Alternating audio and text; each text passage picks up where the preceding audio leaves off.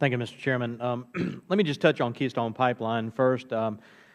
It's been over 1,600 days, we heard earlier, since the first application for Keystone Pipeline was submitted. Hopefully we're going to see some movement. Of course, it had been 1,415 days since the United States Senate's passed a budget for our nation, and we saw them present a budget yesterday. Maybe they'll pass a budget, so there is some hope that we can get a Keystone Pipeline approved before it goes too much further. The former ambassador to Canada from the United States is a personal friend of mine, former Speaker of the House in South Carolina, David Wilkins. He's introduced me to a lot of the folks from Canada, not only in the oil sands production, but also in the government. And you're right, Mr. Levy, they are moving forward with production of oil in the oil sands, and that oil is going somewhere. It's either coming here through the Keystone Pipeline to provide the jobs in Texas and Oklahoma in the refineries where we have the capacity, or it's going west. And it's going to the Pacific Ocean, it's putting on boats, and it's going to China to be refined. It's going to be refined somewhere. We need an all-American energy security solution in this country that includes Canada and includes Mexico. Allies and friends, it's time for the Keystone Pipeline. And so I urge the administration to move forward with that, and let's put those guys in Texas back to work in the refineries where the capacity is available. I want to shift gears to Mexico real quick and just say that, Secretary Salazar spoke on April 24th, 2012, in his now infamous Do Something speech, and he said, he listed 3 things that Congress should do, but he said this: "We are working," this is quote, "we are working with the Congress on legislation needed to implement an agreement reached with Mexico to open transboundary oil and gas reservoirs for development." Really?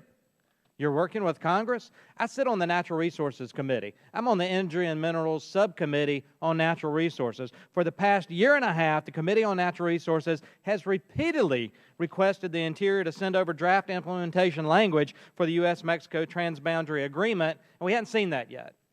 It's going to come through the committee. I would have intimate knowledge of whether we voted on something to send to the floor to approve that language. Send it over.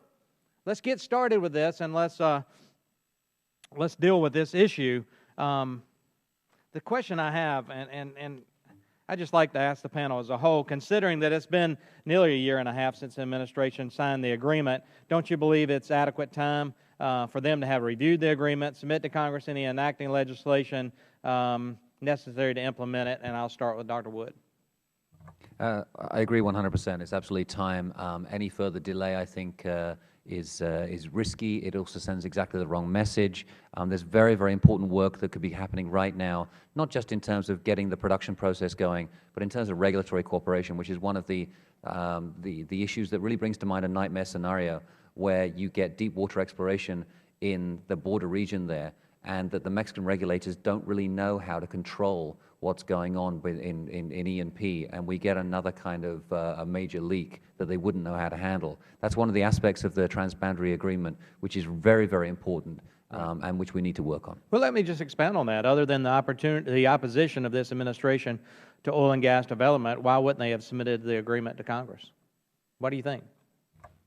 My own policies, politics. My own interpretation is that, and I've heard encouraging words from the administration throughout the lifetime of this agreement. My feeling is that last year was a complicated year in terms of politics, that there were a lot of other issues, and I understand that there were discussions at the end of the year. I've heard a lot of encouraging words out of this administration on a lot of fronts, and they talk a good game. Yeah. But there's more to governing than talking, and it's walking the walk. And so I want to see some action out of this administration. I just want to. My time's limited here, but I want to just make a note to the committee here that the U.S. Energy Information Administration put out a report, and this was the annual energy review of 2011, and it says that energy consumption per capita in the United States. The graph shows 1949 to 2011. But I want to move forward to about what it looks like 1988, 89. From that point to now, the graph's fairly flat. Actually, it decreases on the latter years. You're exactly right. I saw your hand go down. So the energy consumption in this country is actually down. But the energy expenditures per capita, what we as Americans are paying for energy, has gone up. And maybe they can see that on TV. It goes up like this. It's true hockey stick. for what it's costing Americans to meet their energy needs. That's not only to heat their home and cool their homes, but that's also gasoline prices. When the administration took over, gasoline prices were what, $1.86, $1.87 a gallon? Diesel fuel is what I buy. It's $4 a gallon in South Carolina.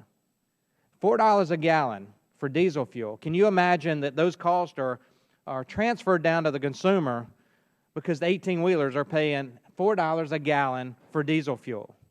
It's time to approve a Keystone Pipeline, a transboundary agreement, and let's have truly all-American energy security dealing with our neighbors to the north and our neighbors to the south. Thank you for listening, Mr. Chairman. Thank you, Mr. Duncan.